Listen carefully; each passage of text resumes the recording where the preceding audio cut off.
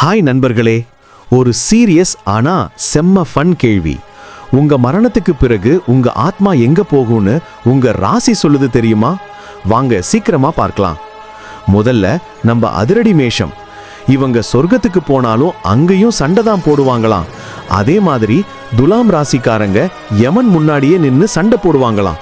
ஆனா மீனம் ராசிக்காரங்க எந்த லோகமும் வேணான்னு கனவு உலகத்திலேயே வாழ ஆரம்பிச்சிடுவாங்களாம். அடுத்து அலைபாயும் ஆத்மாக்கள்.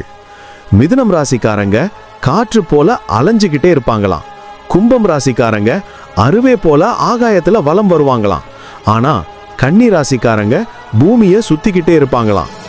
இவங்க தான் லோக்கல் டூர் போற ஆத்மாக்கள். கடகம் சந்திரன் உலகத்துக்கு, சிம்மம் சூரிய லோகத்துக்கு போகுமாம்.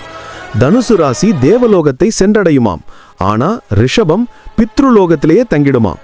கடைசியா நம்ம விருச்சிகம் நரகலோகத்தை சென்றடையுமாம். சற்று பதட்டத்துடன்.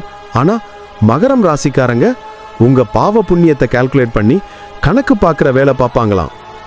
உங்க ராசியோட ஆத்மா எங்க போகுதா? இதுல எது உண்மைன்னு நீங்க நினைக்கிறீங்க? உங்க ராசியை கமெண்ட்ல சொல்லுங்க.